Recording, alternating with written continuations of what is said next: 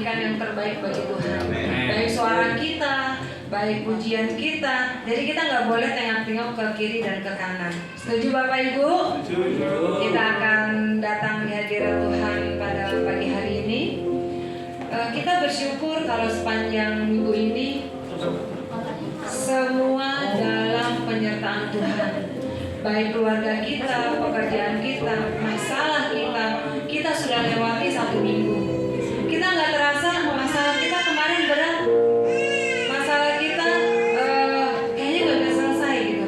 Tapi kalau kita saat ini ada di tempat ini, itu semua karena kemurahan Tuhan, itu karena kebaikan Tuhan. Jangan lupakan kebaikan Tuhan. Jadi kita, Bapak Ibu, saya percaya jemaat di tempat ini jemaat yang menyukakan hati Tuhan. Baik Bapak Ibu yang kekasih, pagi hari ini kita akan mulai ibadah kita ini. Kita bersatu di dalam doa. Kami mengucap syukur Tuhan Yesus.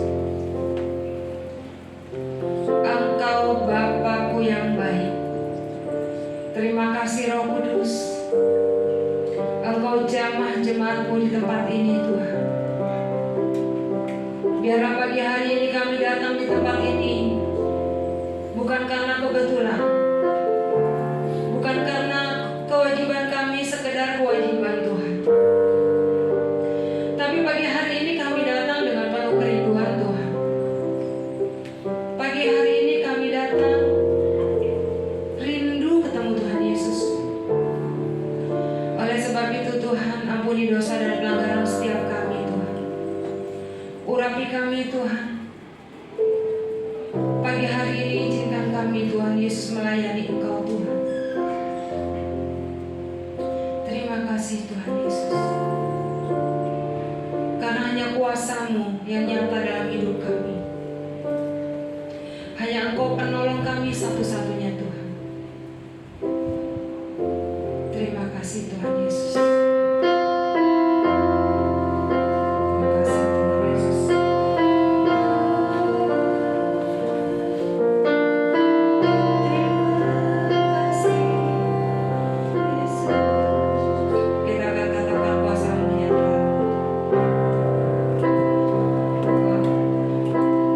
Kuasa-Mu nyata di dalam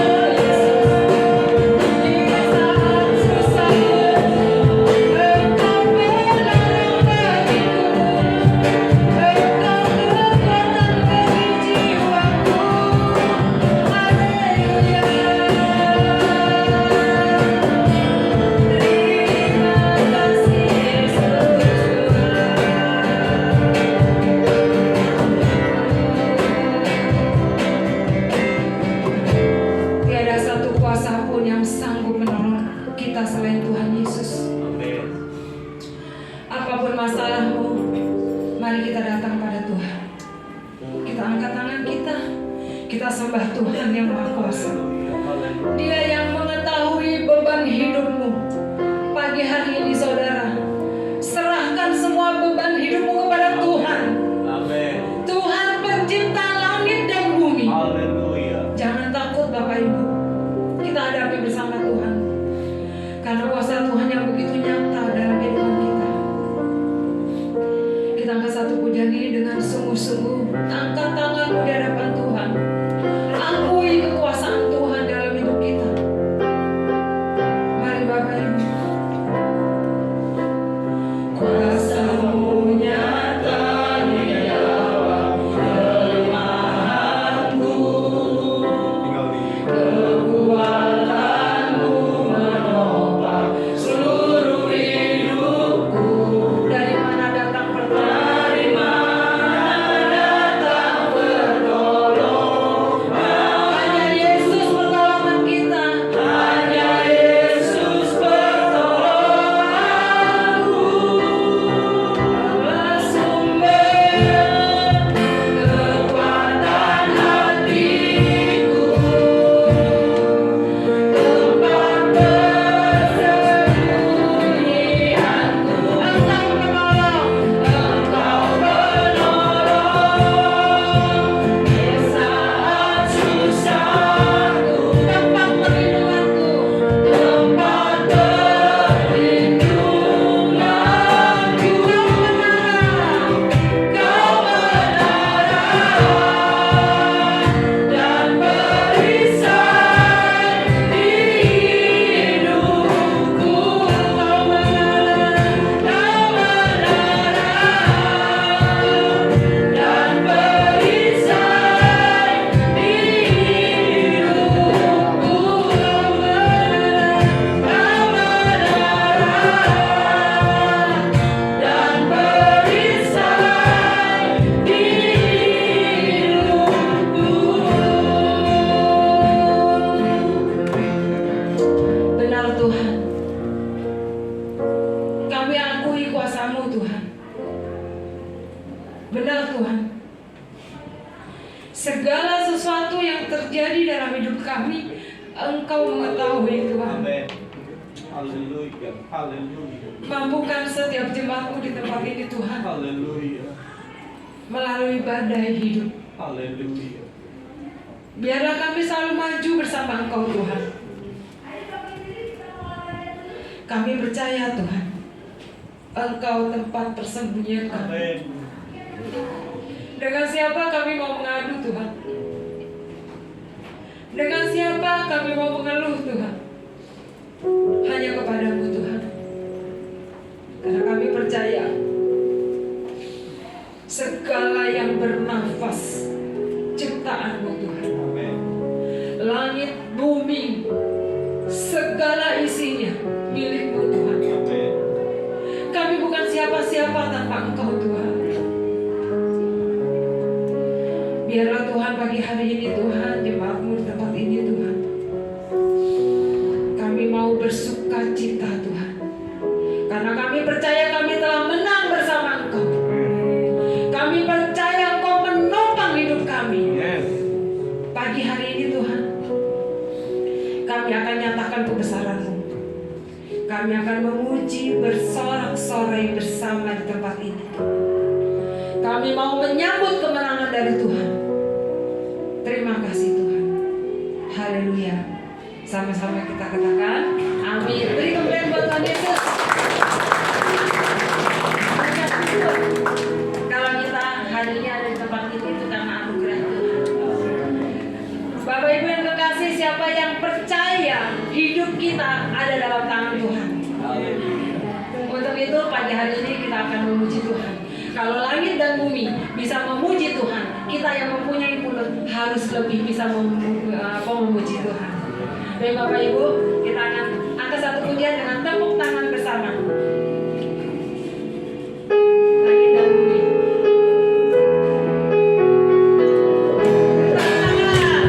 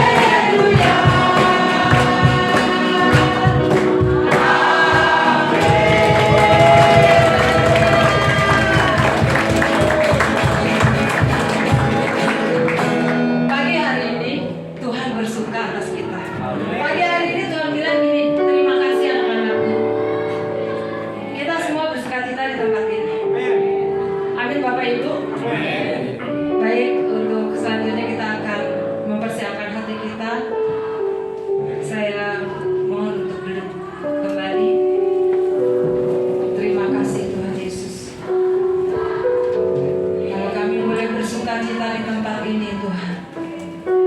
Karena Engkau Roh Kudus memberi sukacita dalam hidup kami Tuhan Yesus. Biarlah Tuhan,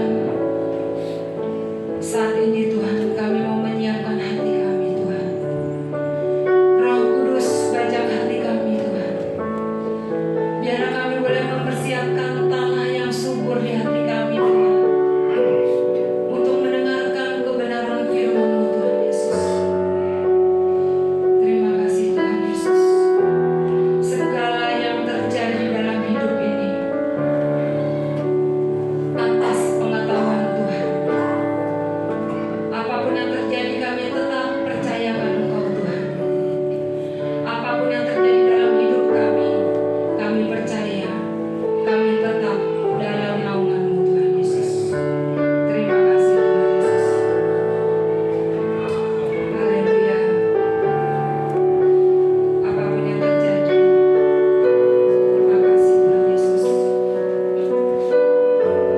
Haleluya. Terima kasih Tuhan Yesus. Apapun yang terjadi.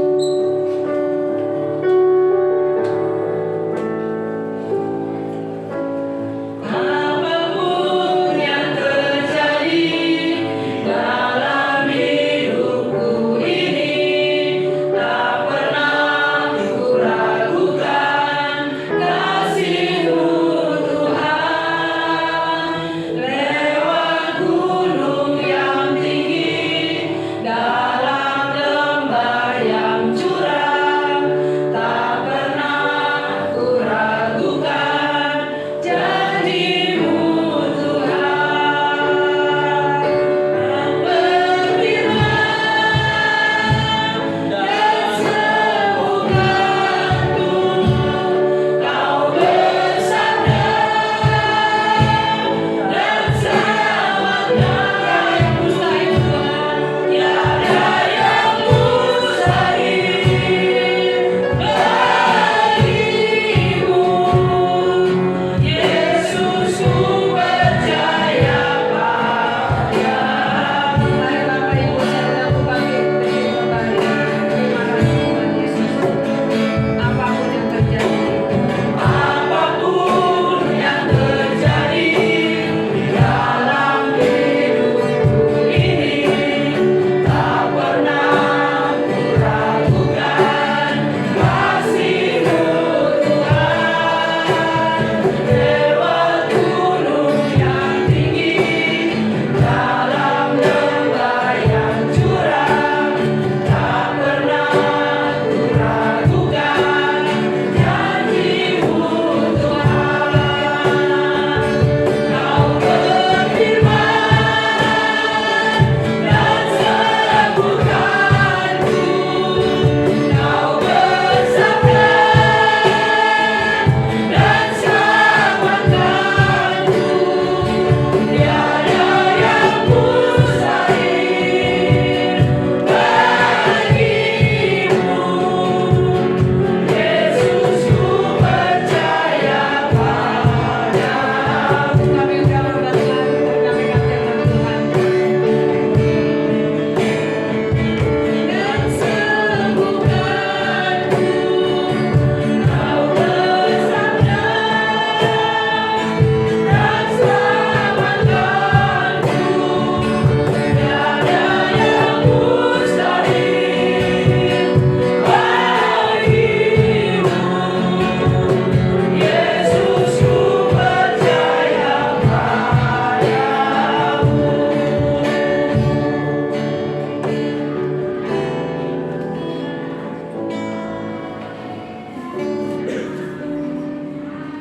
Kami sungguh mengucap syukur pagi hari ini Tuhan. Pagi hari ini kami mau belajar memberikan yang terbaik. Sekalipun kami belum sempurna, tetapi biar pagi hari ini Tuhan yang senantiasa menyempurnakan setiap pujian dan nyumbang kami Bapa. Kami bersyukur buat ibadah pagi hari ini Tuhan Yesus. Biar apa yang kami lakukan bahwa sudah rutinitas yang kami lakukan minggu demi minggu Tuhan, tetapi ubah kami hidup kami, semakin hari kami semakin seturut dengan kebenaran firman Tuhan Yesus. Terima kasih Bapak Surga untuk kesempatan pagi hari ini. Tiba saatnya untuk kami mau belajar firman Tuhan pagi hari ini. Urapi kami dan persiapkan hati kami Tuhan Yesus. Bila hati kami seperti tanah yang subur, yang siap untuk ditaburi benih, dan benih itu yang senantiasa bertumbuh, berakar dan berbuah di setiap langkah kehidupan kami Tuhan. Kuasai hati kami dan pikiran kami hari ini Tuhan. Bila sungguh firman pagi hari ini maksimal, kami pegang di setiap kehidupan kami. Terima kasih Bapak Surga, terima kasih Roh Kudus. Segala puji hormat kemuliaan hanya bagimu. Di dalam nama Tuhan Yesus Kristus kami siap mendengar firman-Mu. Haleluya. Sama-sama katakan amin. Ya, terima kasih untuk dari musik PLC-nya.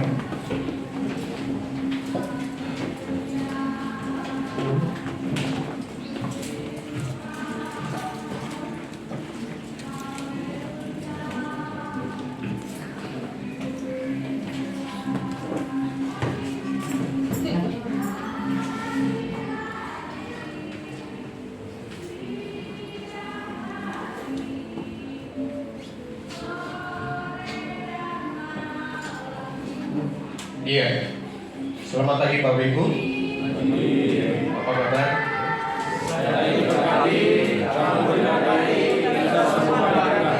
Iya, puji Tuhan. Iya. Pagi hari ini izinkan saya untuk berbagi kebenaran firman Tuhan bersama dengan Bapak Ibu. Saya selalu mengatakan bahwa saya tidak lebih baik dibanding Bapak Ibu, tetapi saya mau belajar sama-sama dengan Bapak Ibu pagi hari ini. Sebelum firman Tuhan, kita sama-sama belajar. Minggu kemarin ada PR kalau nggak salah dari gembala kita tentang pertobatan lebih baik dibanding kematian. Atau apa kemarin? Pak Riko, PR-nya apa kemarin? Lupa Pak.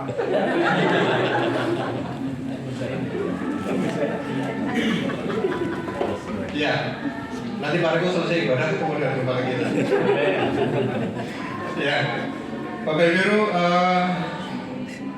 saya akan mengingatkan bagi Bapak Ibu pada pagi hari ini. Tujuan kehidupan sebagai orang percaya atau tujuan kehidupan sebagai orang yang mengikuti Tuhan, seperti Bapak Ibu dan saya pada pagi hari ini. Penting pagi hari ini untuk kita ingatkan kembali. Kalau Bapak Ibu atau Saudara bahwa hari ini mungkin baru sekali ini mendengar hal ini, berbahagia. Tetapi bagi Bapak Ibu maupun saya, setiap kita bahwa kita pernah mendengar ulang-ulang tentang hal ini. Pagi hari ini merupakan suatu penyegaran buat setiap kita. Apakah kehidupan kita masih ada di dalam jalurnya Tuhan? Apakah kehidupan kita hari-hari ini masih ada dalam rencananya Tuhan atau tidak? Atau kehidupan kita di dalam kehidupan kita sampai saat ini masih ada dalam tracknya Tuhan atau tidak? Itu yang perlu kita ingatkan pagi hari ini. Kita sama-sama akan belajar dari Lukas 6 ayat 43 sampai 46.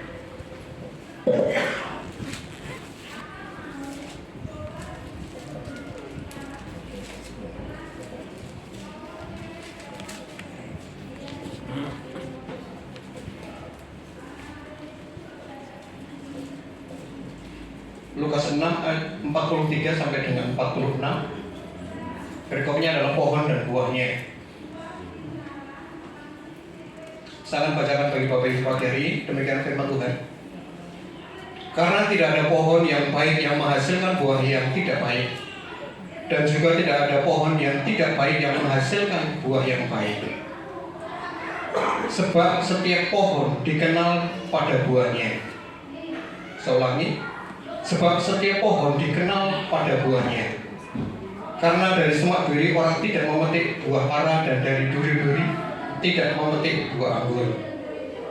Orang yang baik mengeluarkan barang yang baik dari perbendaharaan hatinya yang baik, dan orang yang jahat mengeluarkan barang yang jahat dari perbendaharannya yang jahat. Karena yang diucapkan mulutnya meluap dari hatinya. Yang terakhir untuk 46. Mengapa kamu berseru kepadaku Tuhan, Tuhan, padahal kamu tidak melakukan apa yang aku kehendaki. Bapak Ibu, firman Tuhan pagi hari ini sebenarnya adalah sesuatu yang Yesus katakan yang sangat jelas, yang sangat sederhana. Semua orang dari berbagai kalangan, saya pikir semuanya bisa terima apa yang dikatakan Tuhan Yesus. Begitu dari kalangan yang pendidikan tinggi maupun pendidikan rendah atau sederhana. Yakin bahwa kita bisa menangkap apa yang dikatakan Tuhan Yesus pagi hari ini. Tetapi kenyataannya adalah kita sering justru lupa dengan sesuatu yang sangat sederhana yang Tuhan katakan. Di dalam kehidupan kita hari-hari kita sering mengalami suatu kekecewaan. Berapa banyak di dalam kehidupan kita yang kita jumpai dalam kehidupan kita selalu bilang tentang kecewa. Dia selalu berpatokan bahwa dia kan orang yang sudah sungguh-sungguh dengan Tuhan. Saya pikir dia orang yang sudah percaya. Saya pikir dia orang yang sudah Kristen, yang sudah ambil bagian dalam pelayanan. Kemudian kita kecewa karena kita tidak mendapatkan apa yang kita harapkan dari orang tersebut, Bapak Ibu. Pagi hari ini Tuhan Yesus mengingatkan, dari buahnya lah pohon itu dikenal. Buah berbicara adalah sesuatu yang dihasilkan oleh seseorang atau orang percaya, bukan sekedar apa yang dikatakan. Buah berbicara apa yang kita hasilkan di dalam kehidupan kita, bukan sekedar nominal, tetapi bukan sekedar apa yang kita keluar dari mulut kita, Bapak Ibu. Dari buahnya lah pohon itu dikenal. Bapak Ibu, saya sebagai orang awam, saya nggak terlalu hafal dengan namanya pohon-pohon. Tetapi ketika saya melihat buah yang ada di dalam pohon itu, saya dengan segera sampai mengenai, oh ya itu pohon apa? Saya juga yakin bahwa mungkin Bapak Ibu sama saya juga nggak hafal dengan berbagai jenis pohon. Tetapi ketika kita melihat buah itu ada di dalam pohon itu, pasti kita akan mengenali, oh itu buah mangga, oh itu pohon pepaya, oh itu pohon rambutan, oh itu pohon manggis dan lain sebagainya, Bapak Ibu. Jadi seperti tadi, dari buahnya lah pohon itu akan dikenal. Bapak Ibu, seringkali di dalam kehidupan kita justru kita terpesona dengan pohonnya. Kita tidak pernah memperhatikan buahnya. Hasil apa sih yang dikeluarkan oleh orang-orang percaya?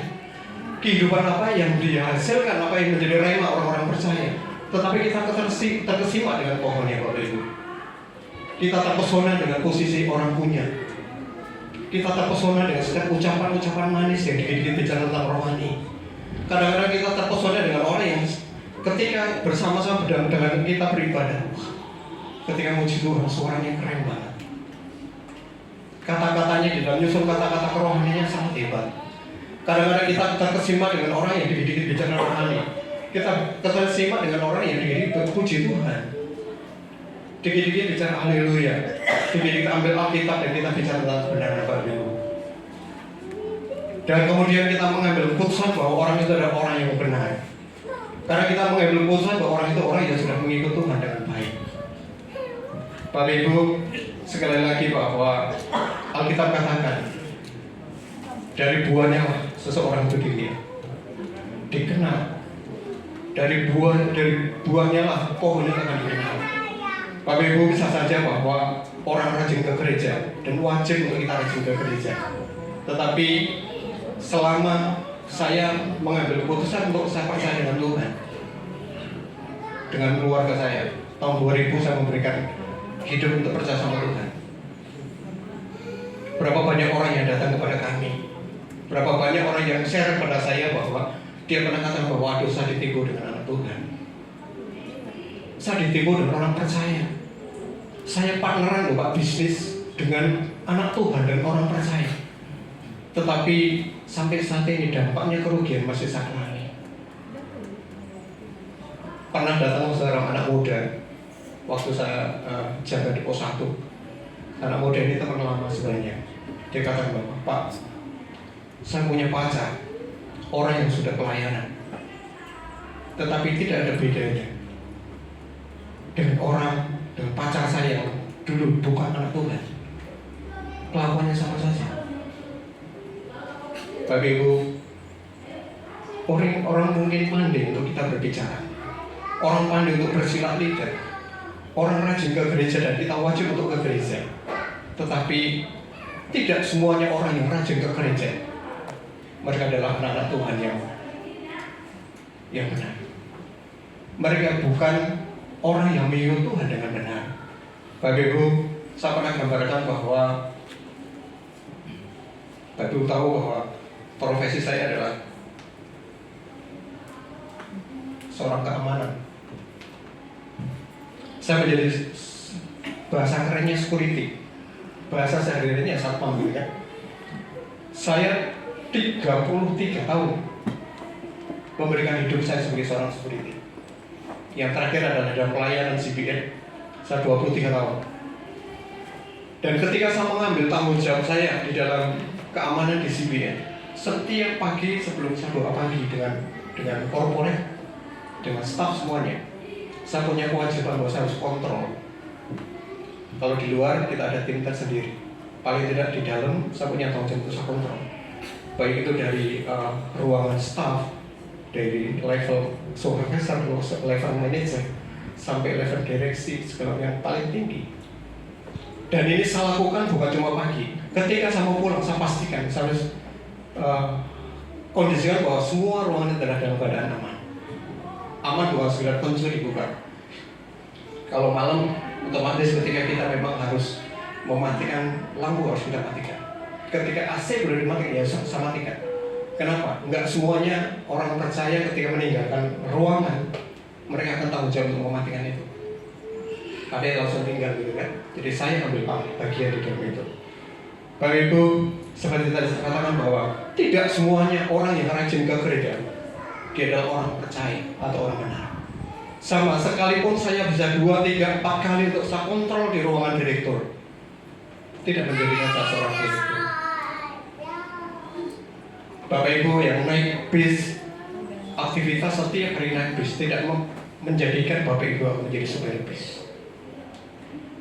Bapak Ibu seperti tadi saya katakan bahwa dari duanya lah orang itu dikenal.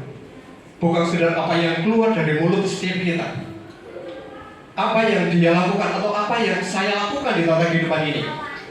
Sudahkah kita melihat apa yang dilakukan oleh orang percaya atau apa yang sudah saya lakukan sebagai orang percaya?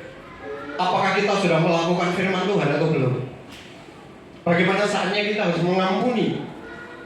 Bagaimana saatnya untuk kita harus menghargai seorang suami? Bagaimana saatnya ketika saya harus mengasihi istri?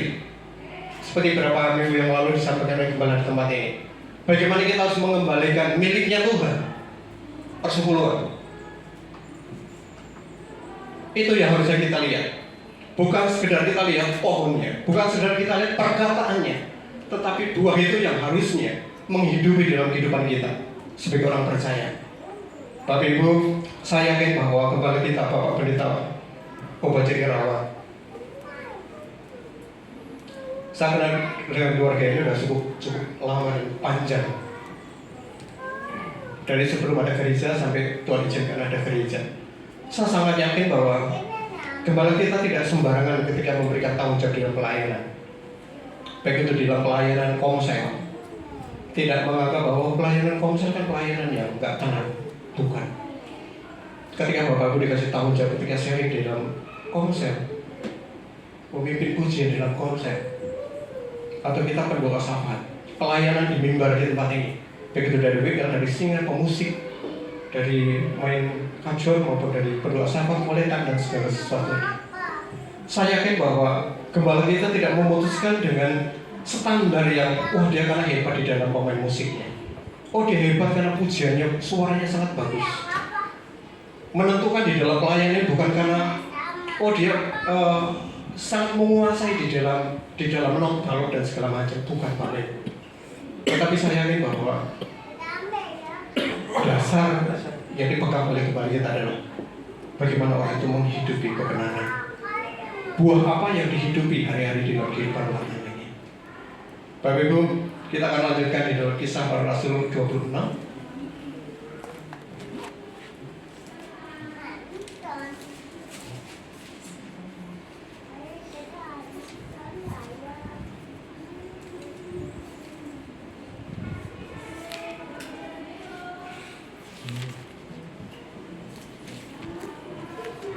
Kisah Para Rasul 26 ayat yang ke-20. Saya bacakan bagi Bapak Ibu, demikian firman Tuhan. Tetapi mula-mula aku memberitakan kepada orang-orang Yahudi di Damsyik, di Yerusalem, dan di seluruh tanah Yudea, dan juga kepada bangsa-bangsa lain, bahwa mereka harus bertobat dan berbalik kepada Allah serta melakukan pekerjaan-pekerjaan yang sesuai dengan pertobatan itu. Jangan lupa Bapak Ibu, yang sesuai dengan pertobatan itu. Bapak Ibu, pertobatan baik, tetapi kita harus melakukan perbuatan-perbuatan dan pekerjaan-pekerjaan yang sesuai dengan pertobatan itu. Pertobatan menghasilkan perbuatan yang berbeda. Kalau seseorang berkata saya bertobat, sudah seharusnya menghasilkan sesuatu yang berbeda. Kalau mungkin dulu kita memiliki suatu kebiasaan untuk kita mencuri, otomatis ketika kita memutuskan untuk kita bertobat, kita akan melakukan hal itu lagi. Ketika kita punya kebiasaan untuk kita berbohong, ketika kita putuskan untuk saya mau bertobat Tuhan, kita tinggal.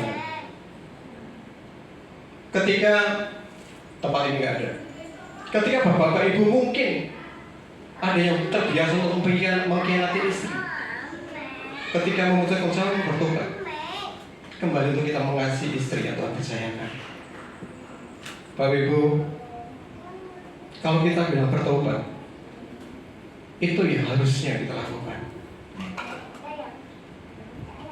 Bertobat adalah, di dalam bahasa lain adalah metanoia. Metanoia adalah perubahan cara berpikir. Ketika cara berpikir kita berubah atau software kita itu diganti, maka perbuatan kita pun seharusnya berubah. Pertobatan menuntut perbuatan yang berbeda. Bapak Ibu, beberapa minggu ini saya ketemu dengan teman lama. Teman saya ini, saya masuk di dalam grup WA. Dia setiap hari itu pasti ngirim firman Tuhan. Wah, keren. Selalu ngirim firman Tuhan. Ketika saya ketemu, dia selalu bicara tentang pelayan, bicara tentang bagaimana Tuhan pakai dia untuk melayani. Dia cerita bahwa saya bersyukur Pak, saya sedang melayani untuk membagikan sharing firman di dalam komsel. Suami, istri, anak ambil bagian dalam pelayanan. Sampai suatu titik dia cerita gini, Bapak Ibu, saya bersyukur dari berapa juta anak Tuhan, saya dipilih Tuhan untuk melayani. Saya ketika mendengar seperti itu, Bapak Ibu, kita sampai nongkrong untuk di pinggir pos di luar. Ketika saya mendengar seperti itu, seperti musim sekarang Bapak Ibu, yang musim panas yang langsung berguyur dengan hujan. Ini teman lama.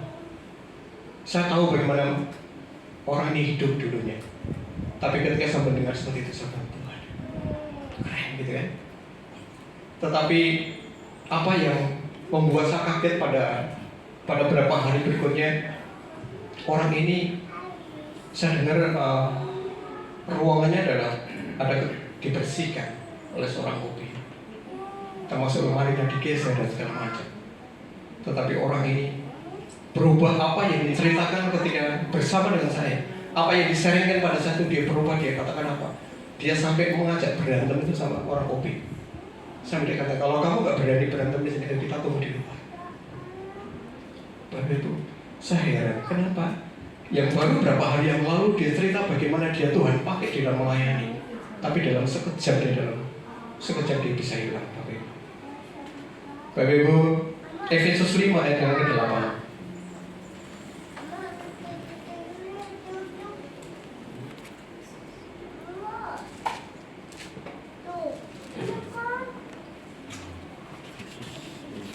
Efesus 5 ayat ke-8 sampai yang ke-11.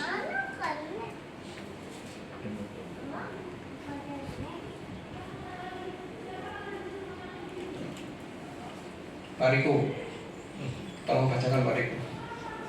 Efesus 5 ayat 8. Memang dahulu kamu adalah kegelapan, tetapi sekarang kamu adalah terang di dalam Tuhan. Sebab itu hiduplah sebagai anak-anak terang. Ayat 9. Karena terang hanya berbuahkan kebaikan dan keadilan dan kebenaran. Ayat 10. Dan ujilah apa yang berkenan kepada Tuhan. Ayat 11. Janganlah turut mengambil bagian dalam perbuatan-perbuatan kegelapan yang tidak berbuahkan apa-apa, tetapi sebaliknya telanjangilah perbuatan-perbuatan itu. Amin. Bapak Ibu, memang dahulu kamu adalah kegelapan, tetapi sekarang kamu adalah terang di dalam Tuhan. Sebab itu hiduplah sebagai anak-anak terang. Siapa yang sebagai anak-anak terang pagi hari ini? Kita sebagai anak-anak terang, betul? Amin. Iya. Jadi kalau bagi anak muda, Niki dan lain sebagainya, jikalau engkau bilang saya bertobat, tetapi daya pacaran kamu belum bertobat, tidak berbuahkan apa-apa. Bagi setiap kita, kalau kita bicara bahwa saya bertobat, tetapi cara kerja kita di dalam suatu perusahaan, cara bergaul kita, cara kita bisnis kita belum bertobat, tidak berbuahkan apa-apa, Bapak Ibu. Kalau kita bilang seperti ini di depan tadi bahwa saya adalah anak terang, kita seharusnya merubah pekerjaan-pekerjaan yang kita lakukan yang sebelumnya, yang tidak mewakili kebenaran. Bapak Ibu, tujuan dari keberadaan kita sebagai orang-orang percaya, yang kita sudah mengaku sebagai Tuhan, sebagai juru selamat saya orang yang sudah lahir baru. Kehidupan kita adalah untuk kita berbuah, bukan sekedar untuk kita bertumbuh. Berapa lama ini ada berapa teman jemaat kita di tempat ini, ketika habis ibadah saya selalu ngobrol di bawah. Ada salah satu keluarga yang dikatakan begini, Pak, saya bersenang sekali, saya senang sekali bertumbuh di gereja ini. Ada yang sekarang sudah nggak ada di sini. Saya senang bertumbuh, Pak, dan keluarga saya tempat ini. Terus seperti apa ya ketika saya share dengan teman saya merasa senang ketika saya mendengar seperti itu. Tetapi kembali saya sampaikan bagi Bapak Ibu pada waktu itu yang share sama saya, Bapak Ibu, jangan kita untuk berhenti untuk kita bertumbuh. Karena untuk bertumbuh saja dan tidak menghasilkan buah, itu tidak ada gunanya. Untuk berbuah, Bapak Ibu harus bertumbuh. Tetapi kalau cuma bertumbuh tanpa kita berbuah, tidak ada gunanya dalam kehidupan kita. Kalau kita bisa perhatikan pohon di sekeliling kita lihat bertahun-tahun, kita lihat pohon itu bertumbuh aja gitu kan, mengembangkan rantainya dan daunnya yang sangat lebat bertahun-tahun. Tapi kita lihat akhirnya ke depan menakutkan gitu kan. Sama seperti orang yang kesana kemari mengejar berkat, tetapi hidupnya tidak pernah menjadi berkat bagi orang lain. Soalnya sekali lagi, sama dengan orang yang kemana-mana, kesana kemari, siang malam mencari berkat, tetapi nggak pernah dia berpikir bagaimana untuk dia menjadi berkat buat orang lain. Bapak Ibu, jangan pergi ke sana kemari untuk sekedar mengejar berkat, tetapi belajarlah bagaimana caranya untuk kita menjadi berkat buat orang lain. Jangan senang untuk kita dikasihani, jangan senang untuk kita dibantu terus-menerus oleh orang lain. Betul, kadang-kadang kalau kita dalam keadaan tergeletak, kita perlu bantuan orang lain. Kita dibantu untuk kita bangkit dan kita berdiri. Tetapi pikirkanlah bagaimana caranya untuk kita bisa menolong orang lain untuk bisa bangkit, seperti ketika kondisi Bapak Ibu dalam kondisi jatuh. Belajar untuk kita membantu, belajar untuk kita menolong. Tuhan tidak pernah nanya apa yang kita nggak punya. Tuhan selalu tanya apa yang kita punya. Kita punya waktu dan tenaga, itu yang kita berikan. Kalau secara kapasitas keuangan kita punya, kenapa nggak kita berikan? Bapak Ibu, kalau kita bisa melakukan hal seperti itu, kita merasa hidup kita itu penting. Kita merasa bagi kehidupan kita kelihatan ada gunanya. Ini yang sebenarnya bahwa kita menemukan tujuan hidup ketika Bapak Ibu berbuah. Kalau kita bisa lihat di dalam kehidupan kita, Pada kenyataannya semua tujuan Tuhan di dalam kehidupan Bapak Ibu selalu berhubungan dengan orang lain. Tujuan Tuhan itu antara kita selalu dihubungkan dengan orang lain, dengan sesama kita. Tujuan kehidupan Bapak Ibu selalu berkenaan dengan orang lain melalui saudara dan Bapak Ibu. Tuhan tidak pernah mengajar setiap kita untuk kita sekedar mementingkan diri sendiri. Tuhan tidak pernah mengajarkan untuk setiap kehidupan Bapak Ibu untuk apa? Untuk egois, yang penting untuk kebutuhan saya sendiri. Enggak. Bapak Ibu, mari kita belajar. Gak cuma sekedar kita bertumbuh, tapi kita berbuah. Tidak berhenti untuk kita bertumbuh saja, tapi kita mulai berbuah. Di dalam Lukas 13 ayat yang ke-6.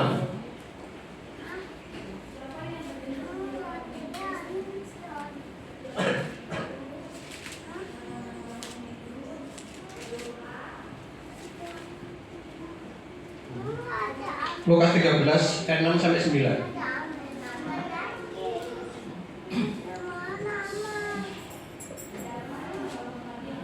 Demikian firman Tuhan. Lalu Yesus mengatakan perumpamaan ini, seorang mempunyai pohon ara yang tumbuh di kebun anggurnya. Dan ia datang untuk mencari buah pohon itu, tetapi ia tidak menemukannya. Lalu ia berkata kepada pengurus kebun anggur itu, sudah 3 tahun aku datang mencari buah pada pohon ara ini, dan aku tidak menemukannya. Tebanglah pohon ini, untuk apa ia hidup di tanah ini dengan percuma? Jawab orang itu, Tuan, biarkanlah dia tumbuh tahun ini lagi. Aku akan mencangkul tanah sekelilingnya dan memberi pupuk kepadanya. Bapak Ibu, firman Tuhan ini juga sangat jelas dan sederhana. Tetapi kadang-kadang kita lupa dengan seperti ayat firman Tuhan pagi hari ini. Jelas juga di sini. Kita bisa bayangkan kalau kita cuma sekedar kita bertumbuh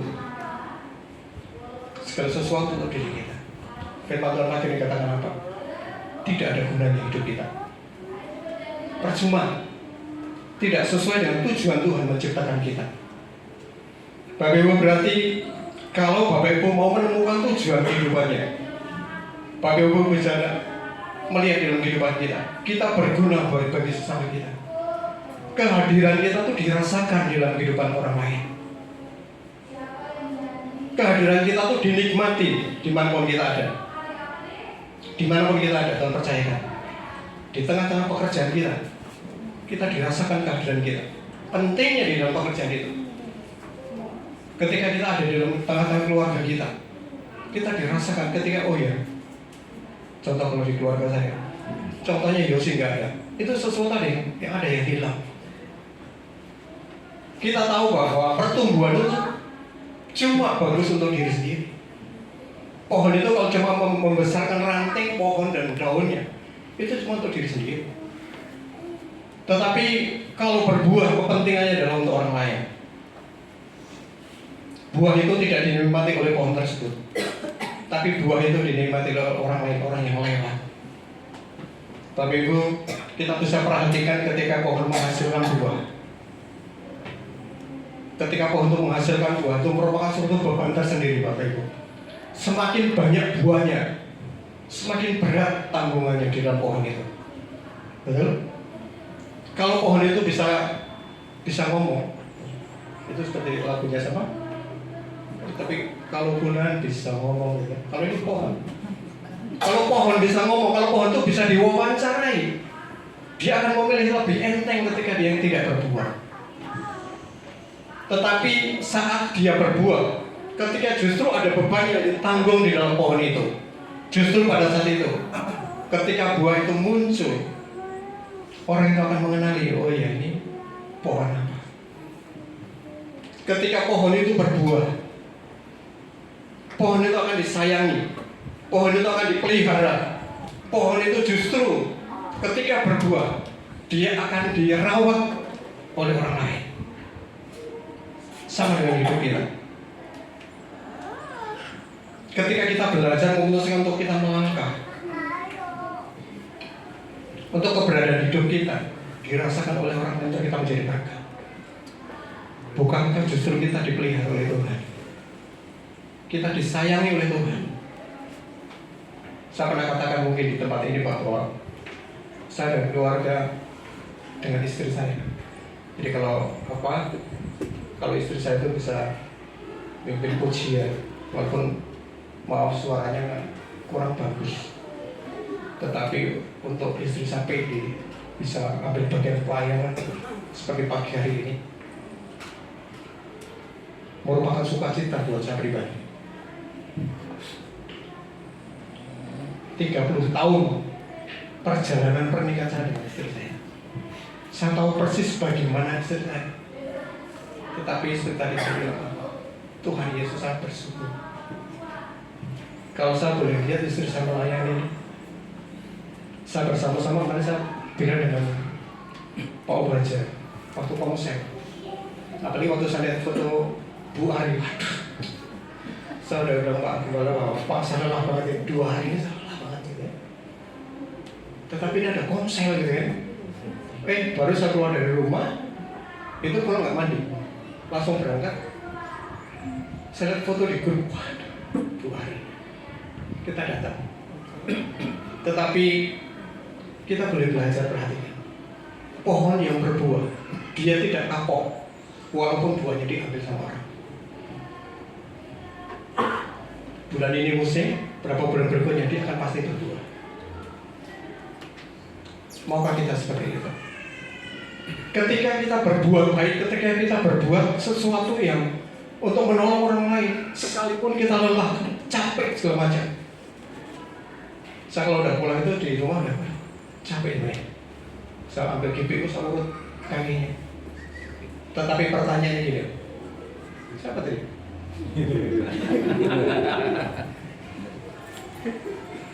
Saya urut kakinya tuh.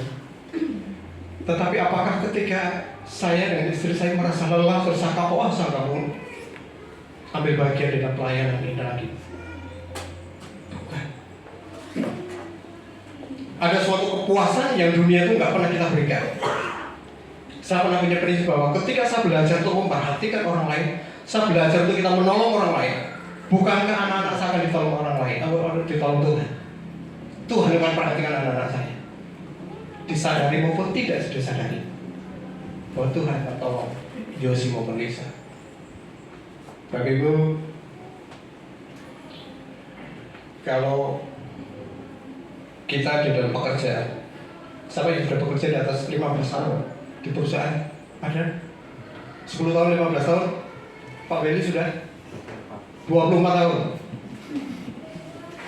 Kita cross check Pak Beli. Ketika kita kerja 15 tahun ke atas, kita dapat cuti besar, betul?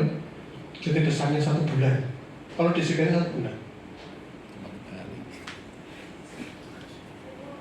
Ketika kita mengajukan cuti kepada pemimpin kita atau kepada HRD kita, Pak, saya udah cuti besar saya udah tiba dan saya akan mengajukan cuti. Berapa lama, Pak? Gimana kalau 2 minggu kompensasi dengan uang, tapi 2 minggu saya cuti. Kalau respon dari pemimpin kita atau respon dari HRD kita kata, Pak, kenapa nggak ambil 1 bulan aja sih? Kenapa harus 2 minggu? Pertanyaan bagi kita. Kasarnya itu, kamu tuh sudah nggak berguna di perusahaan ini. Bukan, wah senang saya dikasih 1 bulan. Bukan. Beda ketika kita mengajukan cuti, kita mengajukan 2 minggu, HRD maupun pemimpin kita, Pak, tolong jangan 2 minggu dulu. Udah 1 minggu aja. 1 minggunya dikompensasi dengan keuangan. Ayo Pak, 1 minggu. Itu baru kita dirasakan artinya keberadaan kita di tengah komunitas kita, di tengah-tengah kantor kita, di tengah-tengah perusahaan kita. Ini menjadi suatu cross check dalam kehidupan kita. Bagaimana kita hidup. Bapak Ibu, di sebuah ada buah, ketika Bapak Ibu memberikan buah, saya ada buah mangga. Mangga itu saya kupas dan saya makan dagingnya dan biji, di dalam ada biji. Bapak Ibu bertanya gini, biji itu terserah saya, mau saya buang atau saya tanam gitu kan. Kalau saya ada biji itu, saya putus saya tanam. Berapa tahun berikutnya saya akan dapat buah mangga. Sama saja dengan perbuatan baik setiap Bapak Ibu. Perbuatan baik kepada seseorang tentang suatu perbuatan dan suatu benih yang kita berikan buat orang lain. Orang lain itu akan ada suatu kesempatan untuk dia berbuat baik. Seperti apa ya? Bapak Ibu lakukan. Kalau kita pernah menerima kebaikan dari seseorang itu, benih kebaikan yang kita terima, dan orang lain hidup dan menikmati benih kebaikan itu, dan orang itu akan lakukan kebaikan itu, kita bisa bayangkan berapa orang yang menerima benih kebaikan itu, dan dia akan berkembang biak, dia akan menjadi suatu besar. Yohanes 15.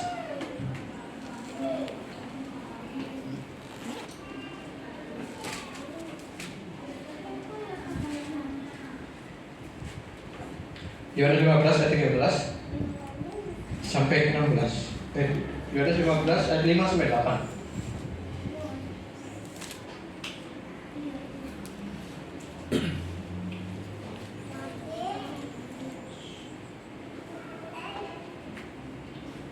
Demikian firman Tuhan. Akulah pokok anggur dan kamulah ranting-rantingnya. Barang siapa tinggal di dalam aku dan aku di dalam dia, ia berbuah banyak.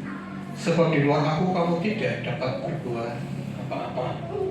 Barang siapa tidak tinggal di dalam aku, ia dibuang keluar seperti ranting dan menjadi kering. Kemudian dikumpulkan orang dan dicampakkan ke dalam api, lalu dibakar. Jikalau kamu tinggal di dalam aku dan firmanku tinggal di dalam kamu, mintalah apa saja yang kamu kehendaki dan kamu akan menerimanya. Dalam hal inilah Bapakku dipermuliakan, yaitu jika kamu berbuah banyak, dan dengan demikian kamu adalah murid-muridku. Bapak Ibu, karena kita berpikir gimana ya caranya untuk kita memuliakan Tuhan, saya harus berbuat apa ya bersama memuliakan Tuhan? Jelas dikatakan di firman Bapak, jika kita berbuah banyak, Bapamu yang di surga dipermuliakan. Bapa surga dipermuliakan ketika kita berbuah banyak. Buah adalah akibat ketika kita tinggal di dalam firman Tuhan dan Tuhan tinggal di dalam kita. Buah itu cuma dampaknya aja. Ketika kita tinggal dalam firman Tuhan dan Tuhan tinggal di dalam kita. Bapak Ibu, kita pernah dengar bahwa kekristenan adalah pertama kali ada di kota Antioquia. Pernah saya sampaikan mungkin juga tempat ini. Waktu itu murid Tuhan Yesus bukan gini, kumpul-kumpul murid Tuhan Yesus seperti sekarang. Oh ya, kita bikin ormas yuk, kita bikin party, bukan. Kita bikin kumpul-kumpul murid-murid Tuhan Yesus. Kita bikin apa ya namanya ya? Oh, kita namakan Kristen, bukan seperti itu. Tetapi orang-orang yang melihat murid-murid Tuhan Yesus, ketika orang lain melihat perbuatan itu murid Tuhan Yesus, pekerjaan-pekerjaan apa yang dilakukan oleh murid Tuhan Yesus, mengingatkan akan Kristus. Itu yang dikatakan kita Kristen. Bapak Ibu, yang terakhir kita buka dalam Mazmur 92.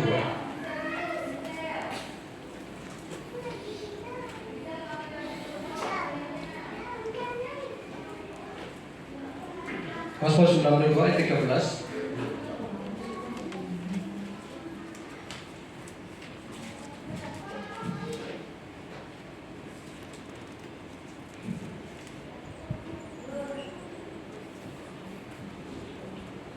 Demikian firman Tuhan. Mereka yang ditanam di bait Tuhan akan bertunas di pelataran Allah kita. Pada masa tua pun mereka masih berbuah, menjadi gemuk dan segar, untuk memberitakan bahwa Tuhan itu benar, bahwa Ia gunung batuku dan tidak ada kecurangan padanya. Bapak Ibu, mereka yang ditanam di dalam baitnya Tuhan, di sini dikatakan pada masa tua pun mereka masih berbuah, menjadi gemuk dan segar. Keren ya? Tidak mengenal usia.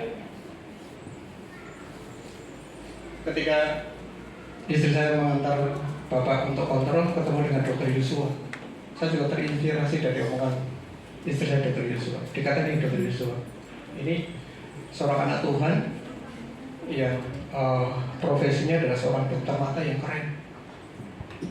Prinsip firmannya keren, kerjanya cepat. Dia cuma begini, kurang lebihnya. Mudah-mudahan apa yang dikatakan istilah benar. Saya mau seperti orang Jepang, semakin tua saya semakin sehat. Tapi bukan cuma sekedar ambisi yang apa yang dia katakan bukan seperti itu. Tapi dokternya dia mengambil keputusan untuk dia, bagaimana pola makannya, bagaimana dia pola istirahatnya, bagaimana pola untuk olahraga. Firman Tuhan pagi ini dikatakan bahwa pada masa tua pun mereka masih berbuah menjadi gemuk dan segar. Bapak Ibu yang ditanam di bait Tuhan, mari kita belajar. Kita memberikan diri untuk kita menanamkan diri kita di dalam gereja ini, di gereja lokal. Ini berapa season yang bulan lalu dia sampaikan. Apakah kita memberikan diri untuk kita tertanam di gereja ini? Apakah kita memberikan untuk kita dibina, memberikan untuk kita dibimbing, memberikan kita untuk kita ditaburi setiap dari firman Tuhan dan untuk kita selalu dimentor? Bapak Ibu, saya nggak terlalu terkesima dengan orang yang saya mau cari gereja yang ada hadirat Tuhan deh katanya. Saya mau cari gereja yang ada hadirat Tuhan. Bapak selalu sampaikan bahwa kalau mau nyari gereja yang sempurna, sekalipun mungkin ada, tapi ketika Bapak Ibu datang ke gereja itu tidak sempurna karena Bapak Ibu. Ketika kita belajar untuk kita mencari sesuatu yang sempurna, kita akan kecewa. Mari kita belajar bahwa saya 2 kali untuk pindah ke gereja. Dulu saya tertanam di gereja di Pojokan, tetapi saya diminta untuk bantu teman untuk rintis gereja, tetapi nggak keluar. Dan baru ketika dari gereja ini ada, saya bermutus untuk saya pindah. Kepindahan saya dari gereja ini pun ke tempat ini bukan sesuatu yang negatif, bukan sesuatu yang ketika saya nggak nyaman dengan gereja ini, saya nggak ada sesuatu yang saya dapat. Tetapi ada tujuan Tuhan ketika Tuhan bawa saya dan keluarga ke tempat ini. Bapak Ibu, mari kita belajar melalui firman Tuhan pagi hari ini. Seperti awal saya sampaikan bahwa kalau Bapak Ibu belum pernah mendengar tentang hal seperti ini, tujuan kehidupan kita sebagai orang percaya, pagi hari ini mari kita mulai dalam kehidupan kita. Tetapi kalau kita sudah pernah mendengar, pagi hari ini menjadi suatu penyegaran. Apakah saya masih ada di sini atau tidak sesuai rencana Tuhan? Atau kita sudah tidak ada di situ? Mari kita kembali. Gak usah kita mengenal lelah, gak usah kita perhitungkan capek secara tenaga, secara fisik, secara keuangan apapun. Apa yakinlah seperti ini, kita pasti akan dipelihara Tuhan. Bapak Ibu, pagi hari ini saya mengajak bagi Bapak Ibu, mari kita temukan kembali tujuan kehidupan kita sebagai orang percaya. Temukan kembali kehidupan kita sebagai orang yang menjadi murid Tuhan Yesus. Seperti yang saya sampaikan, dari semua kalangan bisa lakukan. Mau kita sebagai ibu rumah tangga, mau kita sebagai sopir, mau kita sebagai operator, mau kita sebagai satpam, kita siapapun kita bisa lakukan. Jadi pagi hari ini mari kita sama-sama belajar bersama dengan saya, bersama dengan keluarga saya. Saya masih belajar, tetapi sampai sama-sama belajar. Kita sama-sama maju, temukan tujuan hidup kita, seperti kita sebagai orang percaya. Iya, demikian firman Tuhan pada pagi hari ini. Saya minta maaf pada sesuatu kata yang tidak berkenan dengan Bapak Ibu. Ya, untuk kita kembali untuk pemain musik, baik singer.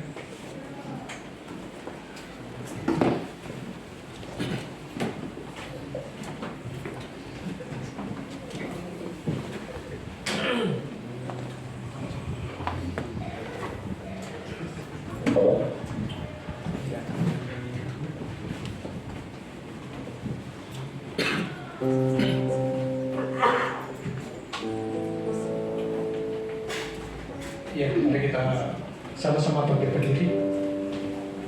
Kita menaikkan pujian, pujian Yesus selamanya.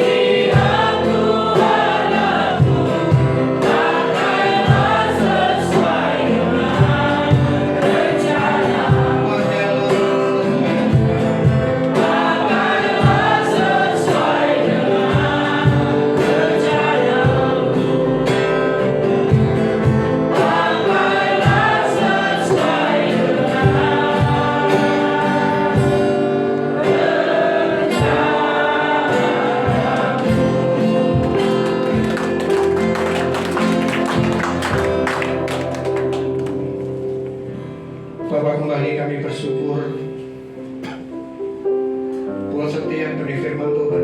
Pagi hari ini kami boleh bersama-sama kami belajar. Roh Kudus berikan kami kemampuan untuk kami menemukan tujuan hidup kami sebagai orang percaya, sehingga melalui firman Tuhan pagi hari ini kami diingatkan kembali bagaimana kami hidup, bahkan dimanapun kami ada. Dan biarlah buah-buah yang manis itu yang senantiasa boleh dirasakan bagi setiap orang yang bersama dengan kami, Tuhan. Pagi hari ini materkan firman-Mu, Tuhan Yesus.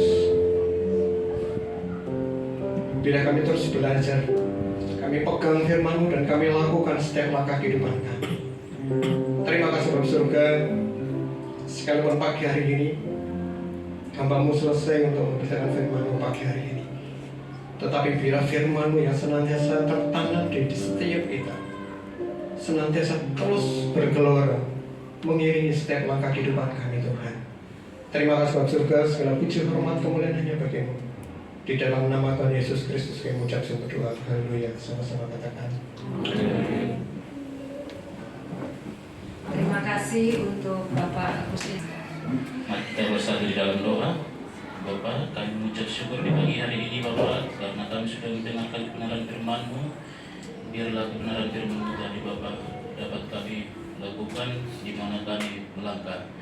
Terima kasih Bapa untuk minggu raya ini kami dapat berkumpul dan mendengarkan kebaikan firman-Mu Bapa bersama-sama jemaat GPT Teknikum, bersama-sama gereja GPT ini Bapa.